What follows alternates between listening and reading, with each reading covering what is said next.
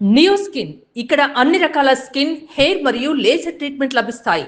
మీ appointment కోసం వెంటనే call చేయండి. భారతదేశంలో పరుగు పందెం అంటే మనకు వెంటనే గుర్తొచ్చే పేరు పయ్యోలి ఎక్స్ప్రెస్ పిటి ఉష. ట్రాక్ మీద ఆమె అడుగు పెడితే ఎదురు లేదని చెప్పాలి. కానీ సరిగ్గా 1991వ సంవత్సరం దేశం మొత్తం ఒక వార్త విని ఉలిక్కిపడింది. ఎందుకంటే పరుగుల రాణి పిటి ఉషను మొదటిసారి ఒకరు ఓడించారు. అది కూడా ఏకంగా 2 సార్లు. దేశవ్యాప్తంగా ఒక్కసారిగా సంచలనంగా మారిన ఆమె పేరు వినగానే ఆ రోజుల్లో కుర్రకారు గుండెల్లో రైళ్లు పరిగెత్తేవి. ఆమె కేవలం అథ్లెట్ మాత్రమే కాదు, ట్రాక్ మీద మెరిసే ఒక మెరుపు తీగ. ఆమె ఎవరో కాదు, అశ్విని నాచప్ప.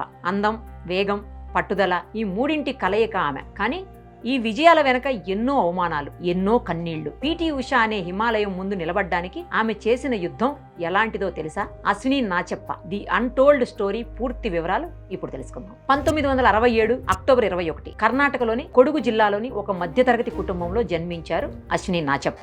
బెంగళూరు వీధుల్లో తన సోదరి పుష్పతో కలిసి పరుగులు తీస్తున్నప్పుడు ఆ కాళ్లకు ఖరీదైన షూస్ లేవు, కనీసం సరైన కోచింగ్ ఇచ్చే స్తోమత కూడా లేదు. కానీ ఆమె ఊపిరిలో ఒక తుఫాను వేగం ఉంది. అదే ఆమె బలంగా మారింది. ఆమె ప్రయాణం పూలబాట కాదు. అప్పట్లో అథ్లెటిక్స్ అంటే కేవలం వ్యాయామంలా చూసేవారు. ఆడపిల్లవి ఎండలో ఎందుకు పరిగెత్తడం అన్న సూటిపోటి మాటలు కూడా ఆమెకు ఎదురయ్యాయి. కానీ 1980లో నేషనల్ స్కూల్ గేమ్స్ లో పాల్గొన్నప్పుడు ఆమె వేగం చూసి సెలెక్టర్లు నోరెళ్లబెట్టారు. అప్పుడే అర్థమైంది, భారత క్రీడాకాశంలో ఒక కొత్త నక్షత్రం ఉదయించిందని. ఇక 1991 అశ్విని జీవితాన్ని మలుపు తిప్పిన ఏడాది. అప్పటికే పిటి ఉష అంటే ఒక లెజెండ్. ఉషతో పరిగెత్తటమే గర్వంగా భావించే రోజుల్లో అశ్విని ఆమె కళ్లల్లోకి కళ్ళు పెట్టి చూసింది. న్యూఢిల్లీలో జరిగిన నేషనల్ ఫెడరేషన్ కప్పులో స్టార్టింగ్ గన్ పేలగానే అశ్విని ఒక బాణంలా దూసుకెళ్లింది. ఫినిషింగ్ లైన్ వద్ద ఉష కంటే ముందే అశ్విని పాదం పడింది. స్టేడియం మొత్తం నిశ్శబ్దం. పిటి ఉష ఓడిపోవటమా?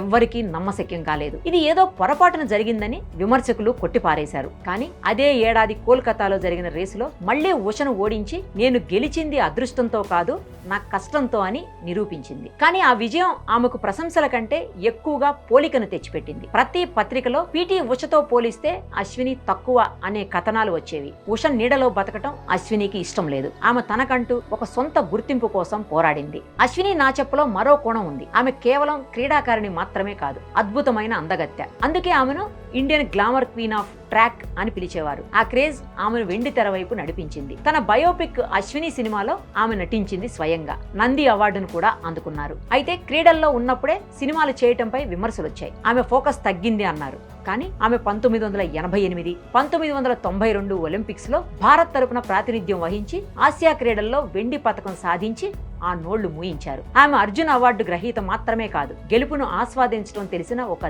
ధీశాలి కూడా. కెరీర్ పీక్ స్టేజ్ లో ఉన్నప్పుడే ఆమె ఆటకు వీడ్కోలు పలికారు. కానీ మైదానాన్ని వదలలేదు. నేడు కర్ణాటకలోని కరోంభయ్య అకాడమీ ద్వారా గ్రామీణ ప్రాంతాల్లోని ఎంతో మంది పేద క్రీడాకారులకు అండగా నిలుస్తున్నారు. అశ్విని నాచప్ప కథ మనకు నేర్పే పాఠం ఒక్కటే: నీ ముందు ఉన్న వ్యక్తి హిమాలయం అంత బలవంతుడైనా సరే, నీ మీద నీకు నమ్మకం ఉంటే, నీ శ్రమ మీద నీకు గౌరవం ఉంటే నువ్వు ఎవరినైనా అధిగమించగలవు. పిటి ఉష గాలి వేగమైతే అశ్విని నాచప్ప ఆ గాలిని కూడా చీల్చుకుపోయే ఒక తెగింపు. మరి అశ్విని నాచప్ప ఎదుర్కొన్న అనుభవాలు, ఆమె సాధించిన విజయాలపై మీ అభిప్రాయాలను కామెంట్ రూపంలో తెలియచేయండి.